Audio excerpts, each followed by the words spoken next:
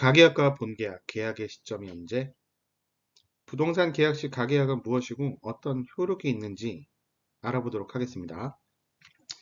안녕하세요. 도니만입니다. 오늘은 부동산 법률 상식으로 계약 시 많이 하고 있는 가계약, 가계약이란 무엇이고 가계약의 효력, 시점이 언제 발생하는지 알아보도록 하겠습니다. 저도 중개업을 오랜 기간 동안 하면서 계약서 작성 전에 가계약으로 계약금을 일부 받고 진행하는 경우들이 많이 있는데요. 여러분들도 한 번쯤은 경험해 보셨을 거라고 생각이 듭니다. 그럼 가계약이 무엇인지, 어떤 지위와 효력이 있는지 궁금증을 해결해 드리도록 하겠습니다. 먼저 가계약이란 부동산을 매매나 임대를 할 때 정식 계약을 체결하기 전에 어떠한 사정으로 가계약서라는 이제 간소한 문자, 사진, 문서 등을 받고 일반 통상적인 계약금보다 적은 금액을 주고받는 계약을 예비적인 계약을 가계약이라고 하고, 이때 주고받은 소액의 금전을 가계약금이라고 합니다. 그럼 부동산 매매나 임대 과정에서 많이 일어나는 가계약인데 왜 우리가 알아야 되는지 한번 볼게요. 부동산 계약을 하면서 마음에 든다고 집주인이 집에서 기다리고 있는 것도 아니고, 한번 집을 보고 우리 집 이사 날도 정해지지 않은데 바로 계약서를 쓸 수도 없고, 이거는 양쪽 다 부담이 있는 거죠. 그래서 계약금보다는 작은 금액을 지급하고 계약서를 작성 전에 지위를 선점하기 위해서 가계약금을 보내는데요. 즉 말하자면 가계약을 하는 이유는 매수자 또는 임차인의 지위의 선점, 이걸 하기 위해서 한다고 보시면 됩니다. 물론 계약서 작성 때까지 본계약을 하기 전까지 아무 탈이 없으면 좋으련만, 부동산 상승기 또는 하락기, 대출 규제 정부 정책이 갑자기 나오게 되면 여기저기서 계약을 해지하고 하려고 하시는 분들이 있는데요.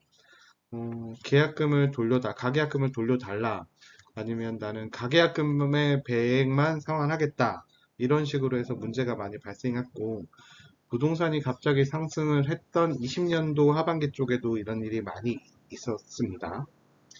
근데 요 건이 그 가계약금, 계약금에 대한 금전이 적다 보니까 실질적으로 법원의 판시를 구하는 그 판례가 많이 있지는 않습니다. 그렇기 때문에 우리도 정확하게 모르는 거고요. 그러면 가계약과 본계약의 차이를 표로 한번 보도록 하겠습니다. 먼저 가계약은 이제 예약하거나 우선 협상을 하는 거예요. 다른 사람한테 하기 전에 저한테 먼저 해주세요라고 본계약 체결 전에 하는 거고, 본계약은 계약서 작성을 하고 계약금까지 가 들어가서 나중에 이제 잔금 지급 의무나 중도금 지급 의무까지 바로 발생을 하는 거죠. 가계약은 간단하게 서면이나 뭐 메신저나 문자로도 하지만, 본계약은 이제 계약서를 작성하고 계약금도 지급을 하게 되죠. 여기에 대해서 이제 뭐 계약이 해지됐을 때는 뭐 전액 반환을 하느냐, 다시 돌려줘야 되느냐, 배액을 상환해야 되느냐, 라는 부분은 가계약을 할 때 명시하는 거에 따라서 하는 거고요.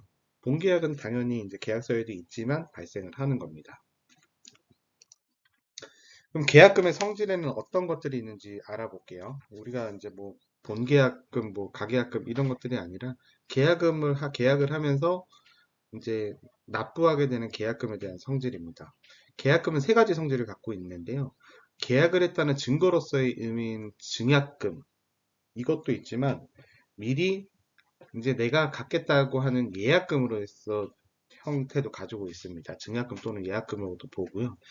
해약금은 계약 해제를 유보하는 기능. 이 유보한다는 건 아시겠지만 계약 해제를 막는다는 건데, 우리 계약을 했는데 임의대로 이거를 파기하면 계약금의 2배 주고 해지하던가 계약금을 뜯기는 거야 라고 얘기하는, 계약금을 유보할 수 있는 유보적인 기능도 가지고 있습니다. 위약금은 이렇게 생각해서 계약이 해제가 되면, 잔금을 치르지 않거나 중도금을 지급하지 않아서 해지가 되면 여기에 대해서 상대방이 받는 손해배상에 대한 그 금액도 들어간다는 내용입니다.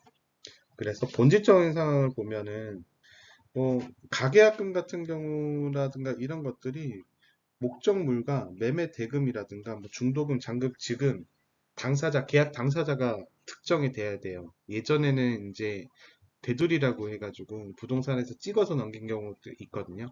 홍길동 외 한 명, 외 두 명에서 나중에 넘길 때는 다른 사람으로 소유권 이전하는 경우도 있는데 지금은 그게 안 되죠. 그래서 당사자도 특정이 돼야 됩니다. 그래서 뭐 근저당은 어떻게 할 건지, 임차인이 있으면 임차인을 내보낼 건지, 입주를 할 건지 이런 거에 대해서도 통상적으로 절차상 중요한 부분이 해야 이게 합의가 돼야지 계약이 이루어지는 거고 그 합의에 의한 계약금을 하면서 채권 계약이 성립이 되는 겁니다. 여기 지금 계약금에 대해서 말씀드렸던 민법 제 565조에 대해서 알아볼게요. 이 계약에 관해서는 민법에 나와 있는데 565조의 1항은 매매 당사자 또는 임대도 마찬가지겠죠. 일방의 당시에 금전이나 또는 기타 계약금을 들고 또는 보증금의 명목으로 주고 상대방한테 줬을 경우에는 당사자 간에 다른 약정이 없는 한 당사자 일방이 이행에 착수할 때까지 이 이행에 착수하는 것은 중도금을 넣거나 아니면 잔금을 넣었을 경우 그리고 반대로 매도자 같은 경우는 집을 키라든가 집을 비워서 들어올 수 있게 하는 경우입니다. 이럴 때는 쌍방이 요 착수할 때까지, 그러니까 고기가 이행 기일이 되기 전입니다. 이걸 포기하거나 배액을 상환해서 해지할 수 있다. 이게 해약금의 기능입니다. 위약금과 해약금은 어떤 차이가 있는지 좀 궁금한데 얘도 손해배상을 해주고 쟤도 배상을 해주는데 어떤 차이가 있는지 한번 볼게요. 위약금은 약속을 어기면 이 돈을 물어주세요 라고 하는 의미로 손해배상적, 그러니까 징벌적이라고 보시면 되세요. 근데 해약금은 뭐냐면 아까 유보적 기능도 있지만 마음을 바뀌면 요기했던 금액만 포기하거나 두 배로 주면서 그냥 뭐 바로 구애받지 않고 이렇게 약속합시다 했던 해제의 약속이라고 보시면 되세요. 그래서 위약금은 벌칙적인 거고 해약금은 약속으로 되어 있는데 이 금액이 크니까 해제권을 유보하는 기능도 갖게 된다는 내용입니다. 전제적인 요거는 계약 위반이 있어야 돼요. 위반이 있으려면 중대금을 납부하기로 했는데 중도금을 지급하지 않거나 잔금을 납부하기로 했는데 잔금을 지급하지 않았을 경우 이런 계약 위반이 있어야 되고 이 이행기가 도래한 이후에만 가능하다면 해약금은 요 도래하기 전에 한쪽 당사자의 일방의 해약 의사만 있으면 포기하거나 배액 상환하면서 요거를 할 수 있다는 겁니다. 이 위약금에 있는 조항은 어디에 나와 있냐면 여기 효과라든가 이런 감액 부분에 대해서 이것도 민법의 398조에 나와 있는데 여기에 이제 채무불이행과 손해배상에 대한 전체 부분 중에서 당사자는 채무불이행에 관한 손해배상액을 예정할 수 있다. 이 예정하는 금액을 우리 계약금에 보면은 계약서에 보면은 계약금으로 대부분 하죠. 따로 약정이 없으면 이게 손해배상액을 계약금으로 예정한다고 아예 위약금 조항을 써놓은 거고요. 손해배상 예정액이 너무 과하다 할 경우에 법정에서 감액할 수 있습니다. 이것도 얘기하자면 계약금을 통상 10%가 아니면 50%까지 내는 경우들이 있는데 요거 같은 경우에도 계약이 해지했을 때 50%가 전체 계약금으로 위약금으로 형식으로 되느냐 요거는 판례가 있는데 요 판례에서는 10% 통상적인 10% 정도만 하고 나머지는 돌려주는 걸로 판결이 났습니다. 손해배상액의 예정은 이행의 청구나 계약의 해제에 영향을 미치지 않는다. 아까 표에 보면은 나와 있는데 이행을 촉구하라 그러면서 그 손해배상을 청구할 수도 있고 이행은 이제 끝나고 손해배상만 청구할 수도 있다는 겁니다. 그래서 주계약과 해제에 영향을 미치지 않는 겁니다. 그러면 계약의 성립 시점, 가계약금을 주고도 이게 성립을 했는지 안 했는지 이런 것들을 모르는데요. 계약의 성립 시점에 대해서 한번 보도록 할게요. 계약의 성립 시점은 거래 당사자가 거래 목적물 및 거래 대금, 중요 부분에 대해서 거래 당사자가 합의한 날입니다. 아까 전에도 설명드렸지만 중도금, 잔금, 임차인이 있으면 내보낼 건지, 세를 끼고 살 건지 이런 부분에 대해서 중요 부분에 대해서 합의가 돼야지만 이게 합의를 해서 계약이 됐다고 하는 거고 이거는 계약금이 오고 가지 않았을 경우에도 계약이 성립이 된 겁니다. 낙성계약이라고 해서 쌍방이 합치만 되면 되는 거예요. 근데 계약서를 쓰고 계약금을 오고 가는 거는 그거랑 다른 내용인데 왜냐하면 이 계약을 이행하지 않았을 경우에 손해배상이라든가 않았을 경우에 대해서 증거를 남기기 위해서 계약서를 쓰고 거기에 대한 이제 위약금이라든가 그 그 해약금이라든가 이런 걸 하기 위해서 계약금을 보내는 거죠. 그래서 우리가 지금 이제 부동산에서도 많이 하지만 그 거래신고제가 있어요. 매매 같은 경우에서는 부동산이 하는데 지금은 60일에서 30일로 앞당겨졌죠. 뭐 임대차 같은 경우에는 계약 당사자들이 해주고 부동산에서는 잘 안 해주는 경우들이 많은데 이때 언제가 가계약금을 넣었을 때가 신고일인지 계약서를 작성했을 때가 신고일인지 이거에 대해서 부동산 사장님들도 모르시는 분들이 많이 계시는데요. 이 부분에서 설명을 드리자면 거래계약의 체결일이란 거래 당사자가 구체적으로 특정되고 거래 목적물, 거래 대급, 지급 방법 이런 것들이 중요한 부분에 대해서 거래 당사자가 합의한 날을 거래계약의 체결일입니다.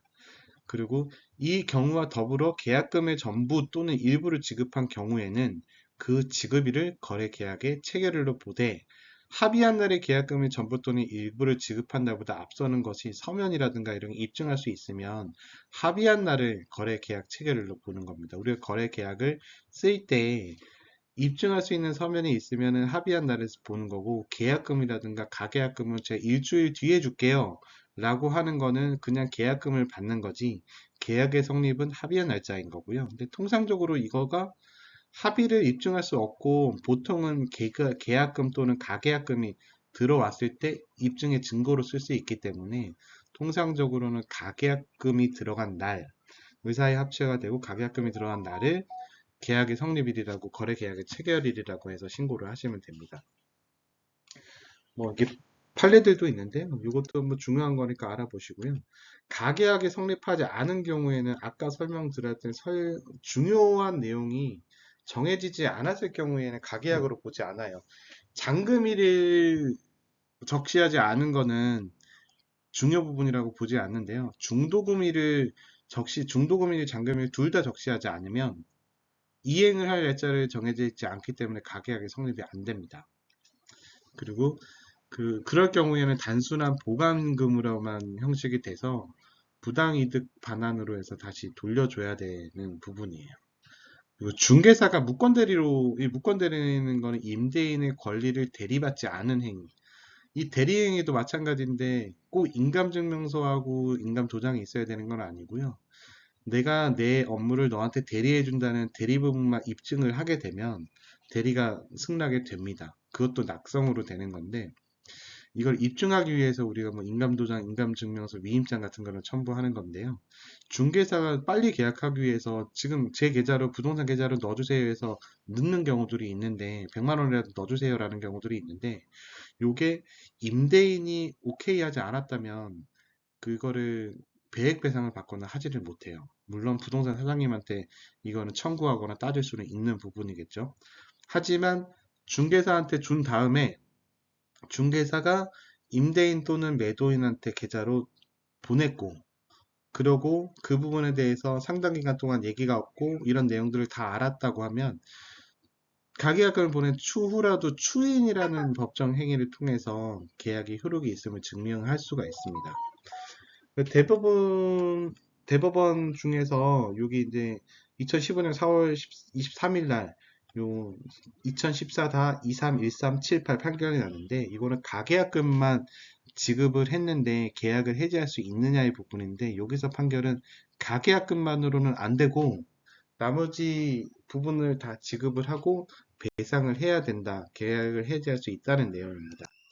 그리고 이거는 대법원은 아니고요. 이거 대부지법 서부지원에서 했던 건데 2018년도에 본계약을 체결을 스스로 거부한 값은 가계약금의 반환을 청구할 수가 없다. 이 내용은 뭐냐면 가계약금을 주고 지급하였다가 본계약을 안 하기로 했는데 계약금을 다시 돌려주세요라고 했던 부분이 있어요. 그래서 그거는 해당이 없다. 왜냐면 이 부분에서 그 가계약도 약정이 돼 있는 부분에 대해서는 여기에 대해서도 손해배상 위약금이 들어간다는 내용이고 가계약금을 기준으로 했었고요. 2008년에 했던 선고 중에서 2007년 7361 판결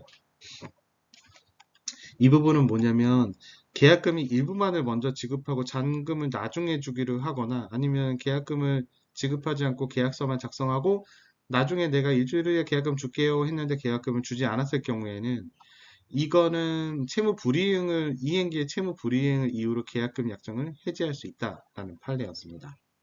그리고 또 최근에 또 판례가 2021년에 판결이 났는데요. 이것도 대부분은 아니고 남부지법에서 판결이 났는데, 가계약금을 지급하고 계약에 대한 내용도 문자로 받았지만, 여기에서 이제 계약서 작성 전에, 본계약서 작성 전에 계약을 해지하겠다는 의사 표시를 했어요. 이 의사 표시를 했는데, 이쪽에 매수자 쪽에서는 아니 두 가지를 했는데, 매수자 쪽에서는 나는 가계약금을 지급했지만 중요 부분에 대해서 다 썼기 때문에 계약금에 대해서 전체에 대한 위약금으로 돌려달라 라는 부분이었었는데, 판사 부분은 약간 특이한 판결인데, 요거는 이제 건 바이 건이기 때문에 좀 다르기는 해요. 여기에서는 가계약금만 지급할 의무가 있다고 판결이 났는데, 요거 같은 경우에는 이제 통상적으로 얘기했듯 잔금으로 계약서를 쓰지 않았고,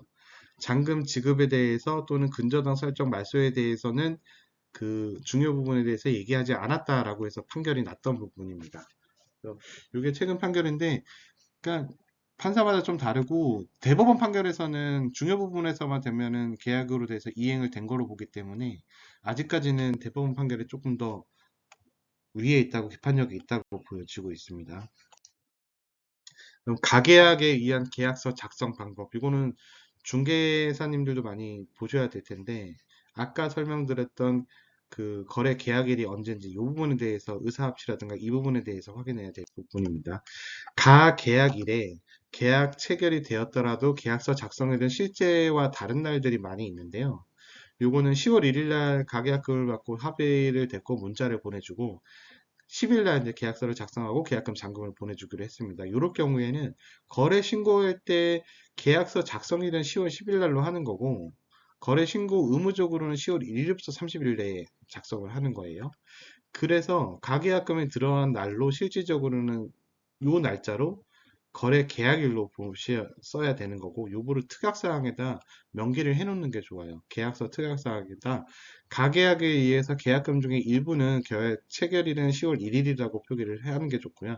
요건에 의해서 매매 경우에 어떤 등기관의 등기 거부 사유가 있을 수도 있다고 하더라고요. 이럴 경우에는 그 등기원의 불이치로 했을 경우에는 여기 부동산 정책연구원 메일이라든가 이런 데에다가 문의를 하시면 해결을 해 주실 거예요. 계약금이 있는 계약의 경우 부동산 거래신고 방법, 아까 설명드렸듯이 가계약금 200만 원을 23년 2월 11일에 지급하면서 2월 14일 날 계약서 작성하고 잔금을 주기로 했다고 하면, 그 신고할 때 표기의 부분이라든가 계약서의 표기 금액은 전체 금액인 1,000만 원을 계약금을 쓰는 거예요. 가계약금이 아니라. 그리고 특약사항에 아까 말씀드린 가격금 200만 보냈다는 부분을 쓰는 거고, 그리고 실제 지급한 날이 800만 원을 지급한 날이 계약서 작성일이라고 하더라도 그 이제 실제 계약의 합치가 된 거는 2월 11일 날로 써야 된다는 내용입니다. 가계약금에 관해서 어떻게 기재를 해야 되는지, 거래신고를 어떻게 해야 되는지, 가계약과 본계약의 차이랑 위약금이랑 해약금에 대한 차이도 안내해 드렸는데요. 조금 도움이 되셨을지 모르겠네요. 어, 지금까지 시청해 주셔서 감사하고요. 구독과 좋아요, 알림 설정 이것도 부탁드리겠습니다. 감사합니다.